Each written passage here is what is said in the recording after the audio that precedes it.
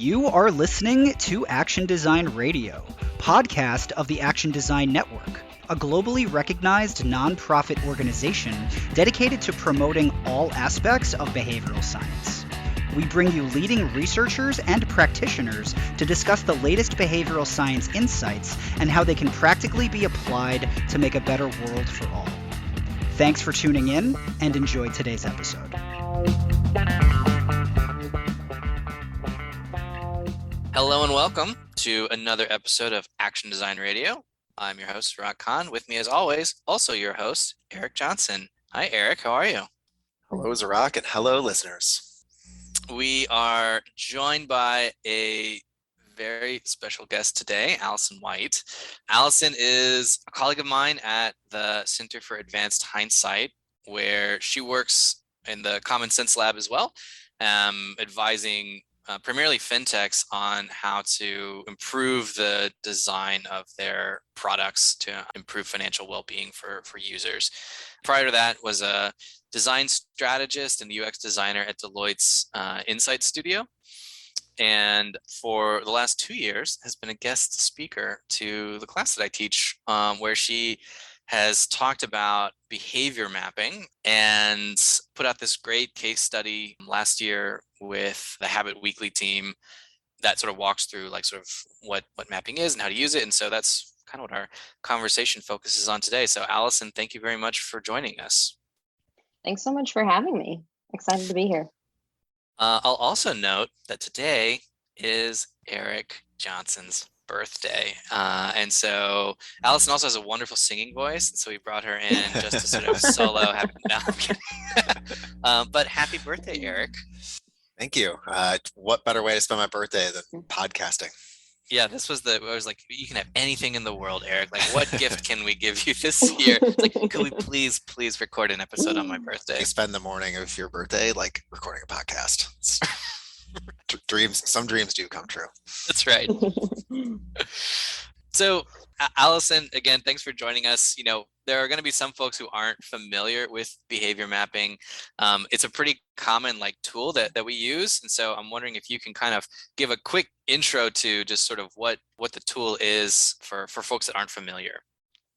Yeah, so essentially behavior mapping is a mapping method that hinges on a behavior that we want a customer to perform, right? So it's kind of the process map or mapping tool of choice when designing for behavior change. And so it really focuses on, mapping out a process to then get to a desired behavior, but then also layers on what we love in behavioral science, those cognitive biases, right?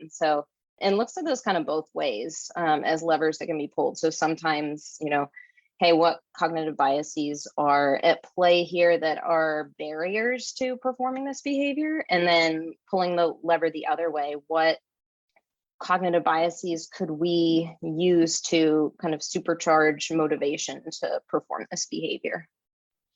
So just to kind of paint a picture for folks who are listening, they may be familiar with journey mapping. That's a technique that people have heard of. So it's something that looks kind of similar to a journey map, but just with some additional details. Do you think that that's an accurate sort of way of describing it? Yeah, it just depends on nuance you want me to get here, right? But I think, we might touch on this a little bit later if we're going to chat about some service design, but journey mapping is a human-centered design approach, right? Which means that it's much more focused on a scenario or a collection of touch points and trying to really design for the best experience interacting with a product or service, more kind of in the moment, right? Whereas behavior mapping, we're saying, we really want this desired behavior. And, sometimes that behavior from the customer might be much more momentary, but often we're trying to design for a little bit more of a lasting behavior change. So I think that's kind of one difference is, designing for a really delightful kind of interaction versus behavior change. And the other is just how we think about pain points or barriers, right? Language of pain points is really common in human-centered design. And It's important, right? We're thinking about where is this process breaking down? Where is there opportunity for improvement? But when we get into behavior mapping, we typically break those kind of pain points or moments of experience break down into two categories. We'd call them structural versus psychological barriers. So a journey map might capture some of those more structural barriers, whereas in behavior mapping, we're getting into really what is the psychology of what's going on here in this decision-making environment? What do we know based on existing research that's really influencing this process? So I think we'll probably want to get into both of those elements because I think, as you point out, they're crucial distinctions. So let's maybe start with this key behavior piece, or like there's a specific thing that you want people to do. Like, what is a key behavior and how do you go about identifying that? Right. So in its simplest sense, you already define it, right? It's what we want people to do, right? Well, So, maybe I'll um, clarify a little bit, because we often hear things like, when we say, okay, what's the key behavior here? It'll be something like, we want people to be financially stable or something like that. It's like, okay, well, that's sort of something that we want, but it's not really what we might mean by a key behavior. So right. maybe help us think through how do you kind of get some specificity there? It's essentially the difference between thinking about what outcome we're trying to drive and then what is a specific and measurable behavior that could lead to that outcome. Because, you can't just put, at the end of a map, be financially stable. Okay, what are the steps to get there? Maybe you could, but your map would be very long, right? And so the goal is, we could start with an outcome and say, okay, we want people to be financially stable, but what does that actually mean?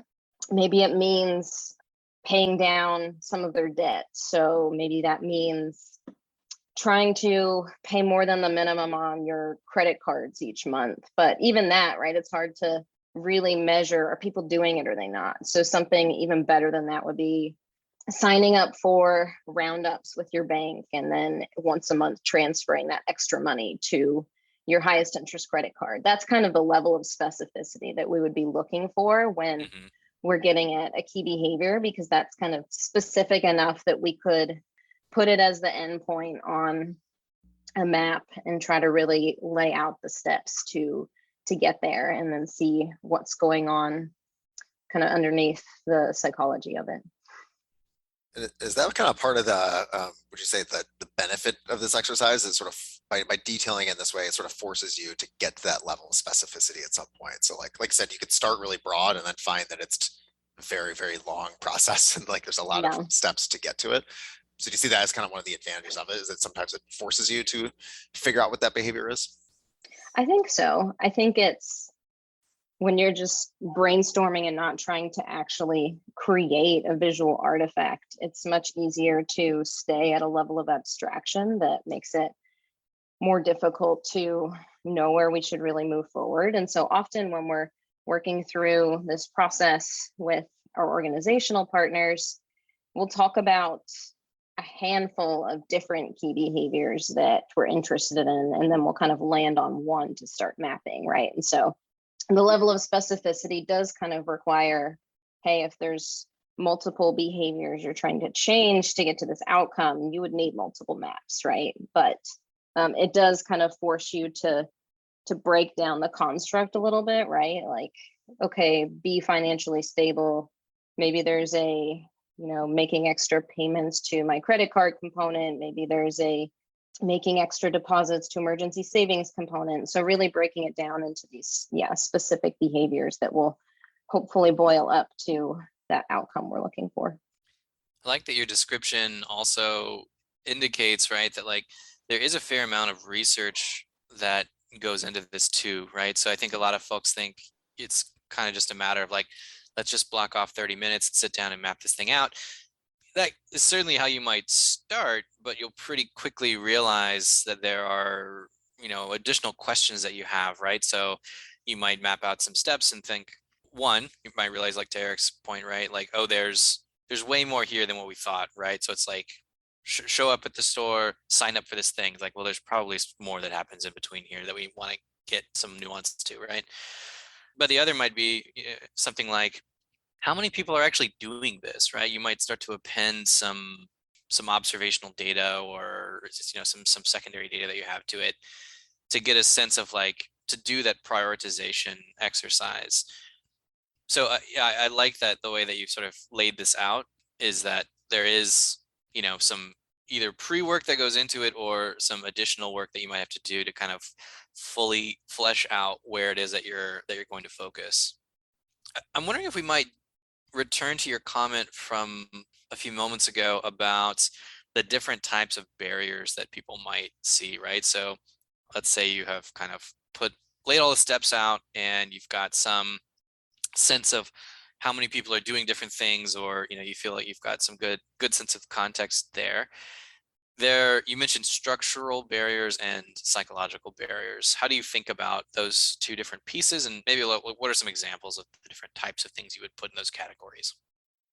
Yeah, so this is a tough question because I feel like we're attempting to draw some separation that can be helpful to fully brainstorm what kinds of barriers people could be facing, but there is some gray area and overlap, right? So for a while I would say, oh, well, structural barriers are like, human-centered design pain points, and then psychological barriers are rooted in cognitive biases. And it's like, no, not quite, because some of the common pain points that a designer would point out have behavioral science attached to them as well, and we just kind of put a label on them, right? And so really I think about structural barriers have more to do with how the decision-making environment is structured. And so this could be, how discoverable is a certain piece of information, or things like primacy or recency effect. So a lot to do with kind of information architecture or choice architecture or distractions. But then psychological barriers are typically a little bit more in the realm of what psychologies are going on in my own head as I'm interacting with this environment that could be affecting things. And so I think time scarcity would be a super helpful example of a psychological barrier, right? It doesn't have anything to do with the environment that I'm working through externally. It has everything to do with the fact that I have more things to do than I have time to do them, and I'm tunneling on whatever is most pressing to me, right? And so again, there's lots of kind of overlap, but really just trying to think about, the environment versus my own psychology as a way to be a little bit more comprehensive in what are the barriers that we could address. Because in one of those circumstances, you could change the product or service to make something stand out a little bit more. But in the, time scarcity example, to address that, you would need to kind of change the timing of when you actually try to have the customer interact with the product or service, right? As opposed to kind of changing placement or whatnot. So hopefully that helps. Again, so much gray area that some people think it's a helpful distinction, others don't. Yeah, it's interesting. I've seen like a variety of different ways of doing this. I think like this kind of mapping has become more widely used over the last couple of years.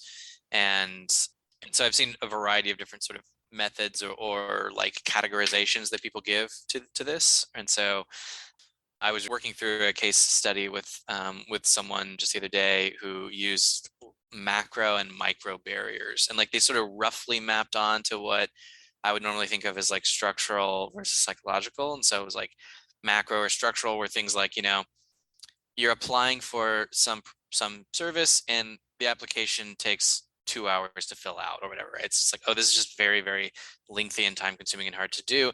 To change that, you have to change something about the structure of this, document or process or approval or something like that. Whereas this sort of micro, or what I would think of as like psychological barriers, are like, do you feel like maybe at a certain point you can give somebody a sense of like endowed progress where they don't feel as though it's taking as long, even though you haven't actually changed much about the process itself or the document itself. Right. I also, I guess, like roughly think of like that, like structural ones are things that like this is more kind of tactical, I guess, but like structural ones are ones where I'm going to have to go ask some other team for like time or resources to fix or change in some way. Whereas like the psychological ones are more often, but to your point of kind of gray area, certainly not always, things that like I can maybe have like either lighter touch or things that I might be able to change within the team that I'm like working with kind of more immediately. It's definitely not a one-to-one though. Yeah. I think ultimately what's important to remember with all of the kind of categories of information that go into a map is often there's not one way it must be done. And maps are just trying to serve us in getting to a certain outcome, and then really unveiling information that we hadn't thought about, because they kind of give us categories to check off if we thought about this, if we asked about this, or just kind of seeing it arranged in new ways that kind of jogs some ideas. And so, yeah, the important thing to think about are the ways that I'm thinking about these pain points / barriers helping me be comprehensive in my discovery approach, and are they serving me, right? Because there's no point in going and collecting a bunch of extra information or being really incredibly nuanced if then you end up not doing anything with that information once you finish the map. I think that is a great point, and it kind of leads to a question that I was thinking about, which is these, pretty much any tool, right? They're not useful universally, right? There are like certain situations or certain products or contexts where you're like, oh, you know what would be helpful here is a behavior map. How do you think about that? Like, where are the things where you're like, oh, this is I know exactly what I want to do now. The next thing we should do is like map this out.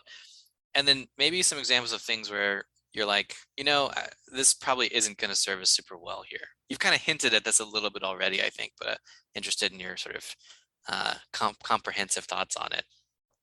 I mean, first off, a behavior map is only going to be helpful if you're trying to design for behavior change, right? That's kind of in the definition. But I think something that we often dance around but don't articulate is that behavior maps are most helpful when you have a current state that you're trying to improve, right? And that is, again, kind of a key difference in often how we do work in applied behavioral science versus in human-centered design is, human-centered design is a field that is comfortable saying, hey, let's, design this entire experience with this product or service, and really provides the tools to do so. Whereas behavioral science, there are certainly techniques that you can incorporate into those design processes to make sure that you are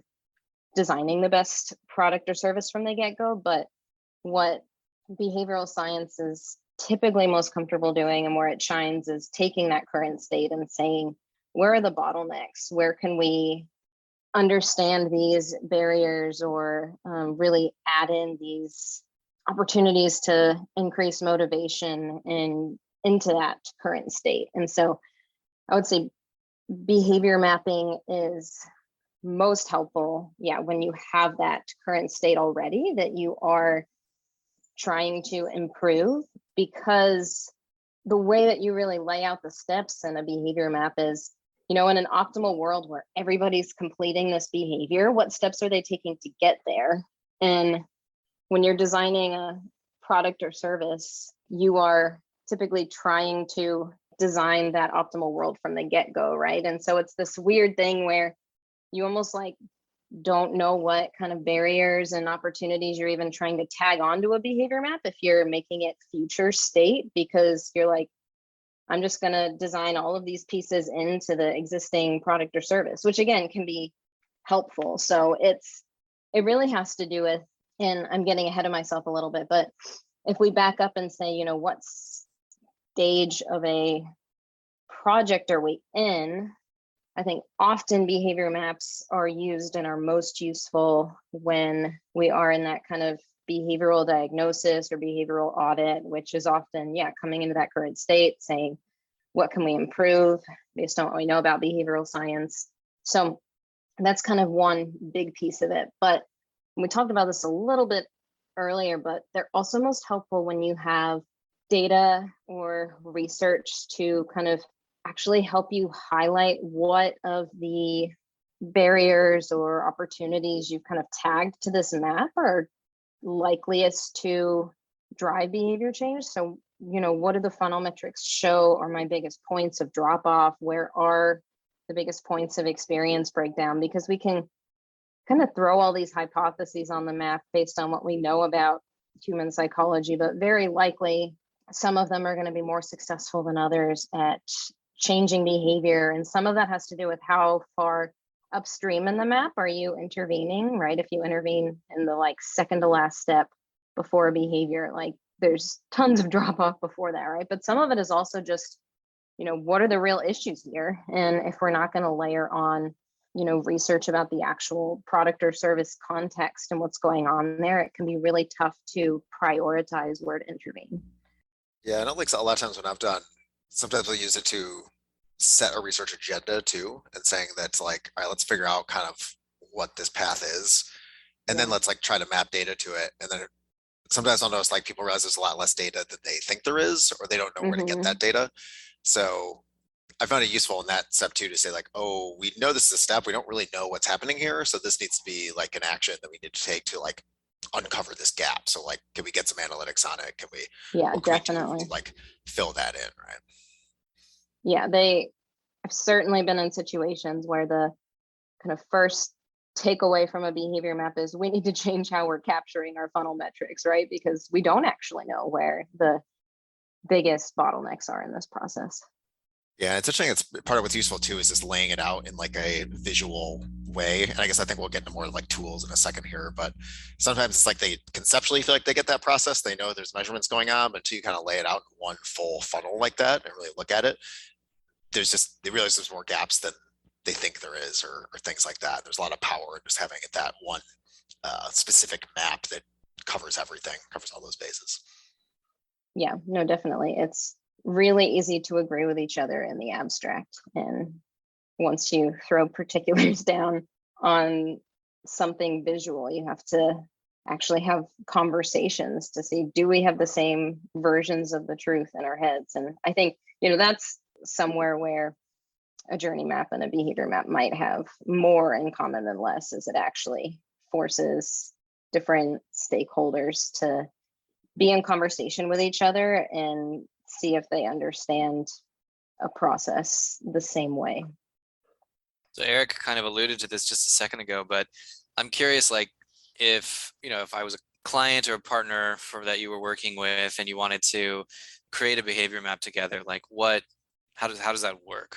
What do you say what would you say to me, and how, what tools would we use, and what would I need to do, and all that good stuff?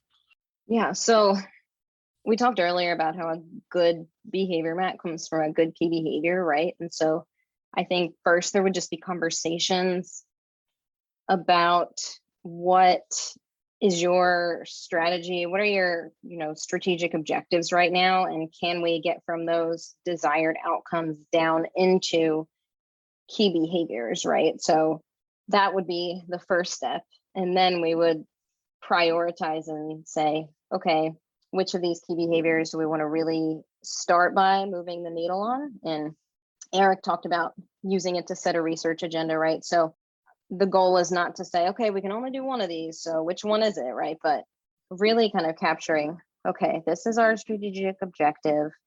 What behaviors do we think we want to move the needle on to get there? Where do we start?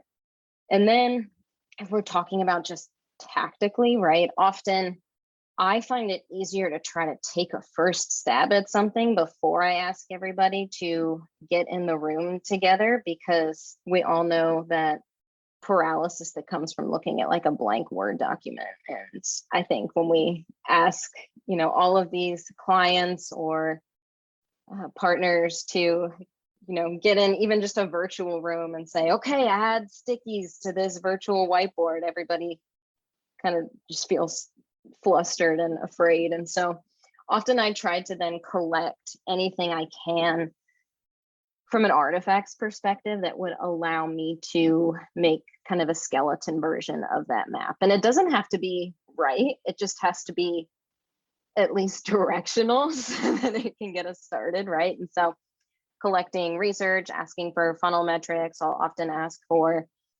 mock-ups or wireframes, or create accounts with fintechs and play with the product and take all these screenshots. And the number of accounts I have with fintechs where my first name is user and my last name is testing is high. But yeah, I try to gather all that information and just take a first cut at things, right? And often I'll take a first cut at just laying out the steps to get to that behavior, because it's really a question of where do you want people to focus attention first when you get them together. And if I try to draft, this is the whole process to get to the behavior. And then also here's my first thoughts on all of these structural and psychological barriers and opportunities. It's kind of too much to take in and directing attention in a little bit of a scattered way. So often I'll take a first stab at just the steps to get there, and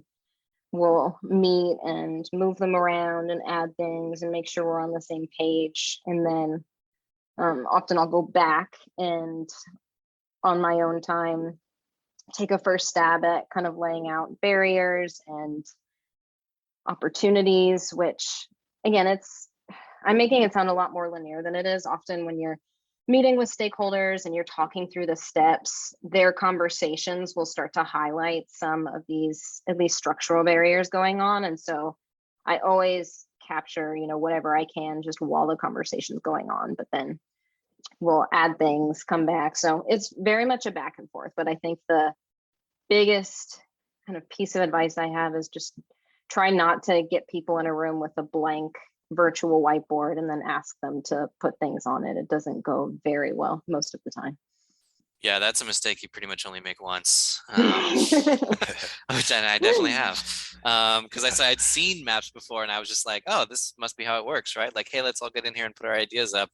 And yeah, no, it definitely helps to have done a little bit of pre-work to kind of like shape things. And then I think my experience has been the same, I think, as yours, in that like there is a lot of synthesis that sort of happens outside of just like the session that you have with a partner or a client, where like they've given you tons of ideas or steps or whatever, and then you kind of look at it again, and outside of that, it's I don't think I've ever actually just sort of like copy pasted, here's the map that we made together, here you go. It's almost always, all right, I think I need to kind of clean this up a little bit or add some things here or there, or I'll often like highlight, here is where I think these are our 3 best opportunities for like intervention points or something like that, and then take that back to kind of say, what do you think? Do you agree with these?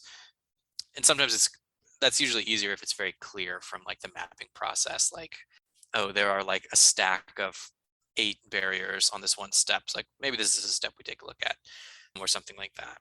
Yeah, definitely. And I think too, the independent time to think through things a little bit more deeply is where some of the more nuanced and topical, more recent papers can come in, right? Like I can kind of in live conversation easily be like, oh, we should use default. So there has to be loss aversion going on here, or this or this or that, but then some of it depends on whether you kind of knew the key behavior ahead of time, whatever it is, but it's always going to be kind of most helpful to say, okay, now that we have this really specific key behavior and we've laid out some of these steps, are there really particular recent papers that could be speaking to this? Or maybe not even, maybe they don't even have to be recent. Maybe it's just a topic area that you haven't spent a ton of time in and you want to figure out beyond the kind of cognitive biases that we can name off the top of our heads. What else could be going on here?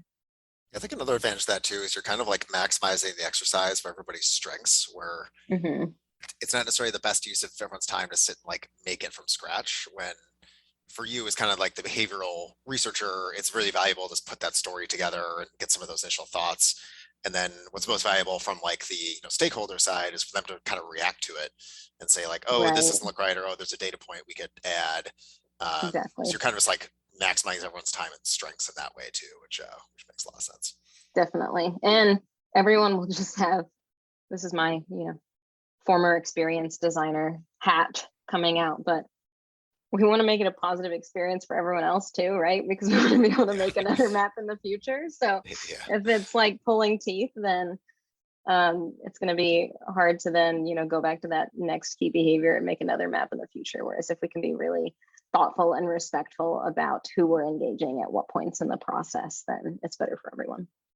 So speaking of your experience design hat, we've alluded to this a couple times over the course of our conversation, but you have this rich background and experience in service design, human-centered design, and it was one of the things that I thought was particularly interesting and useful about the case study that you put together with the Habit Weekly crew is the relationship between a behavior map and like a service design map. And you introduced this term, copyright Allison White, of behavioral blueprint, I think.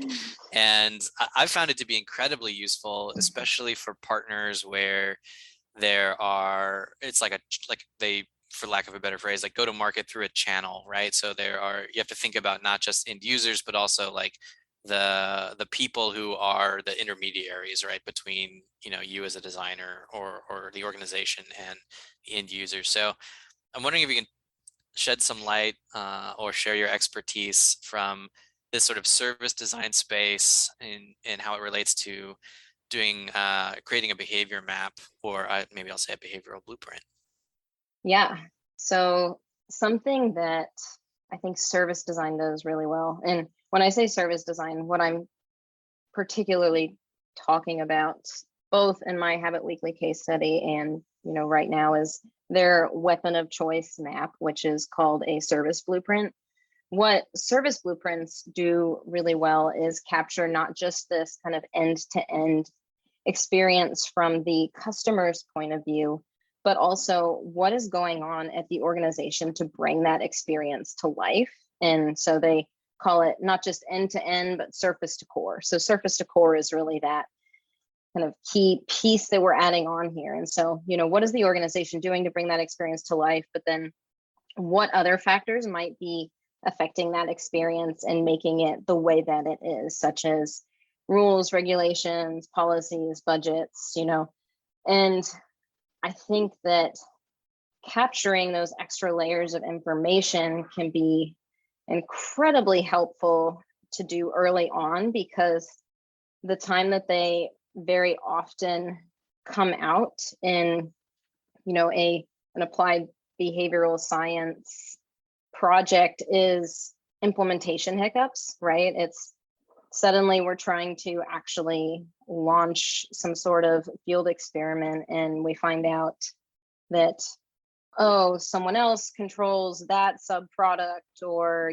we need to rely on this technology vendor to do this or this or that. And so when we're actually making a map, it's some of the stuff that on the surface can feel a little bit more boring to capture, like, okay, what system is actually making this step happen, and what behind the scenes actor is doing this or this or that. But at the end of the day, that information can be really useful in prioritizing where to design an intervention.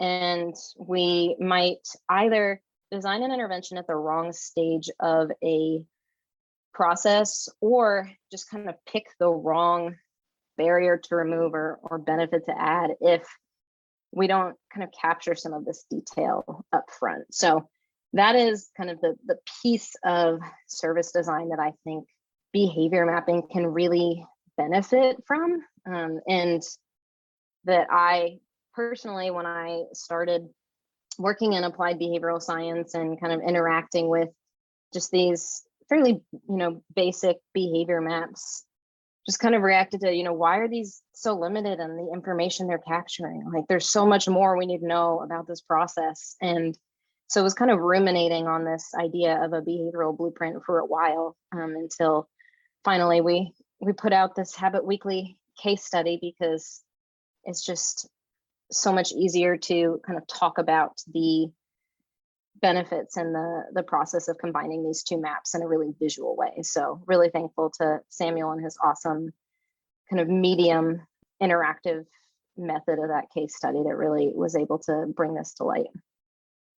Yeah, I found it super useful, and it has like a little like kind of a cheat sheet, I think is what you called it, for creating one as well. So yeah, no, I think that, you know, it kind of comes back to something that you mentioned earlier, which is that like there are lots of different ways of kind of creating a map like this, and sort of making it useful for the context in which you're working.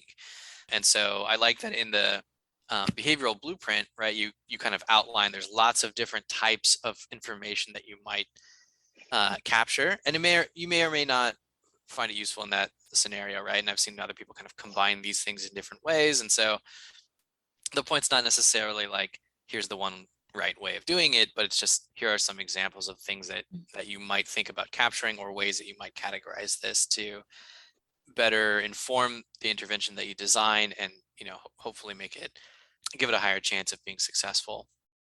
Yeah, exactly. And so it's not, you know, there's one right way to do this, and you have to have all these categories of information, because ultimately there's a trade-off of time spent making a map versus the value that it adds, right? And so I think something like a behavioral blueprint versus more of a just kind of baseline behavior map is particularly helpful when you're designing for complex environments. So when there's maybe multiple products or multiple organizations working together to kind of deliver a certain experience, where it can be really, really helpful to tease out all of those kind of behind the scenes actors and systems and all of that ahead of time. But I'm certainly, you know, in saying, hey, this is a method to think about, like think about the surface to core, not saying, you know, every time you map out key behavior, you must include all of these categories of information, because yeah, time is limited.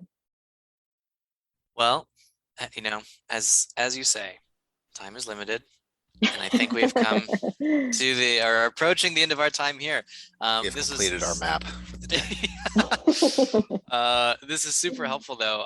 It's something that I had sort of in the back of my mind for a while. It's like, oh, we should record something with Allison on this, because like we use this tool so much in our work, and I think it's something that more and more people are interested in. So we'll also include the link to the case study as well, since that was sort of the genesis of this.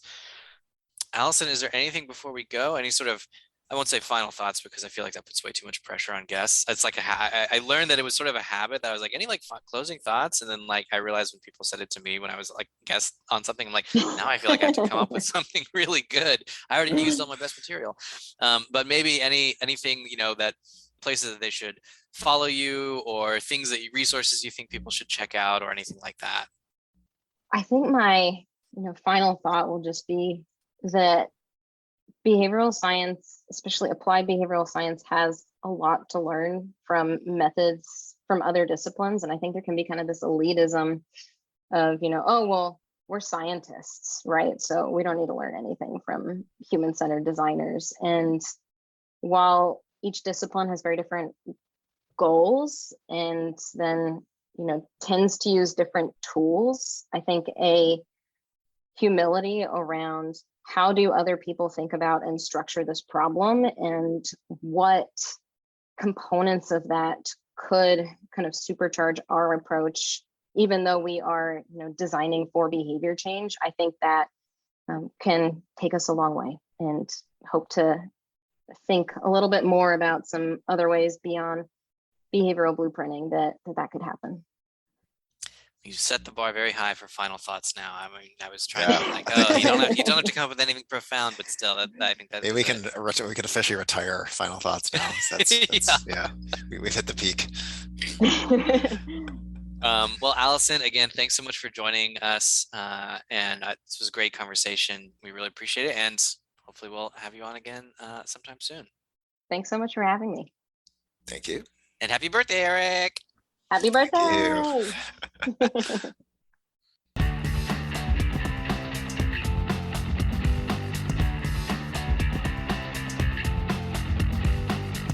Thank you for listening. That concludes this edition of Action Design Radio, hosted by Eric Johnson and Zorak Khan. All podcast episodes are available on Spotify, Apple Podcasts, YouTube, and many other platforms where you might typically get your pod on. And don't forget to follow us on Facebook and Twitter. Special thanks to Morgan Bortz for design, and as always, we would like to recognize Steve Wendell, founder of the Action Design Network, a nonprofit organization dedicated to spreading awareness about behavioral economics, psychology, and all things behavioral science in order to help you improve your life, your career, and your understanding of the world around us and the people in it. I am your producer and audio engineer, Zach Simon. For more cutting-edge behavioral science content, visit action-design.org. Once again, that's action-design.org. There, you can sign up for our newsletter and find an in-person event happening near you. We have chapters in over a dozen cities in the United States and Canada. Also, on our website, you can find additional notes and links regarding the topics discussed in today's episode. Thank you again for tuning in, and we will see you again soon.